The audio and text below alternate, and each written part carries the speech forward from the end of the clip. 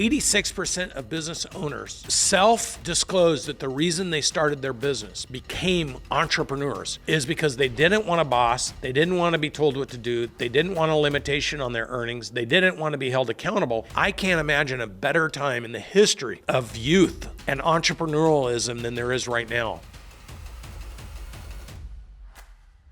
Here's the thing. Automation, AI will work to the extent that you're committed to operationalizing the best practices across the total spectrum of everything you do. And you're willing to hold the manual teams, the physical team members, the people you're interreliant on, to the extent you're willing to hold them accountable and incentivize them to do the right things at the right time in the right way, okay? You can have all the technology in the world, but if you're not going to be able to do that with your team, you're still going to fail as a business. So technology for businesses that embrace the systemization, the automation, and the intellectual capacity of what all this technology can do for you, if you're willing to embrace it, that's great. But to the extent that you're unwilling to initiate the discipline and accountability through the manual delivery of it, you'll still go out of business. So to me, I think that technology is creating this unbelievable and now if you're competing against a large institutional owned business and you don't embrace the idea that you need to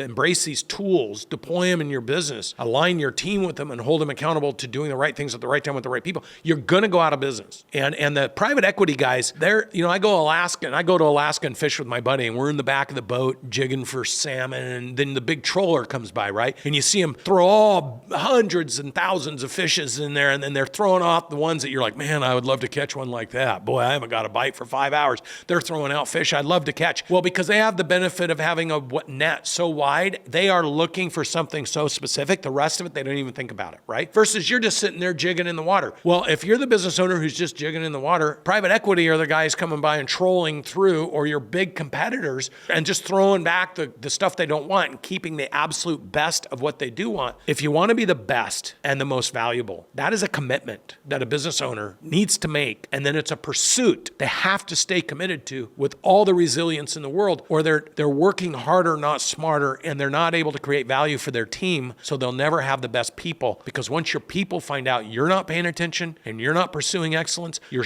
top performing people will go to those other groups that are growing fast, because fast growth that recognizes talent is rewarding and exciting. So if you're not that person that's talking about growth, talent, and rewards through operational effectiveness, you're in big trouble. No matter how much technology you think you can deploy, if you can't align your team with it and execute to it, you will be left behind. There's 12 trillion of existing businesses in the small business space. 5 trillion are looking for a back door. There's never been a better time to want to be an entrepreneur. You don't need to start it from scratch. You can just walk into somebody else's existing brand and business and make it better immediately, and it will be self-funding. But you need to learn the skill set and the talent to do it. I think it's important for business owners to understand that Gallup Poll does a survey every single year, and in that survey, 100 million U.S. workers respond. 2/3 say they're disengaged. 18 million of the U.S. workers say they're actively disengaged. They're sabotaging the company they work in. So really, if you have 10 employees, 3 are actively engaged,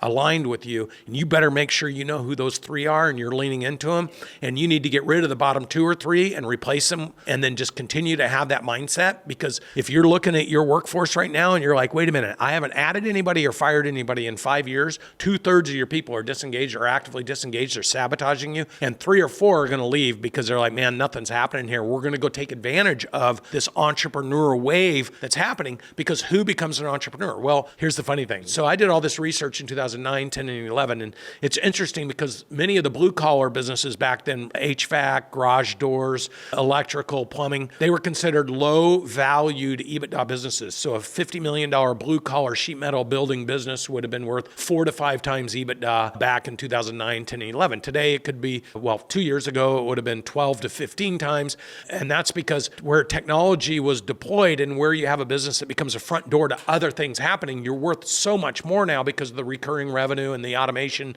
blah, blah, blah, all these things that allow that to happen. But here's the thing. There's so many businesses. 86% of business owners self-disclose that the reason they started their business, became entrepreneurs, is because they didn't want a boss, they didn't want to be told what to do, they didn't want a limitation on their earnings, they didn't want to be held accountable, and so they started their business because of what they did not want, versus those that started for what they do want. So when you talk about the ability to flourish and prosper as an entrepreneur, the 3 people out of the 10 that are working in somebody's business who are watching this dysfunction happen, the reason they go start a new business is because they don't want to deal with the bullshit anymore. So they move somewhere where they can be in control, and you lose your good people, and then you're really in trouble. Okay. So could there be an amazing boom of forward-thinking entrepreneurs? Well, when you go start a business, you're already like, I'm moving to something new. I'm excited about it, and I'm going to get it going. If they can learn the technical aspect of how to do it right out of the box versus before they get disgruntled and before they get disappointed and before they're under stress, pressure, and anxiety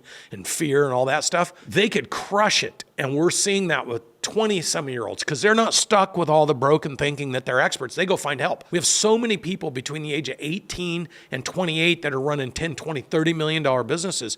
I can't imagine a better time in the history of youth and entrepreneurialism than there is right now. Just remember that space of 31 million small businesses that do $12 trillion a year in revenue. They employ 67% of the workforce.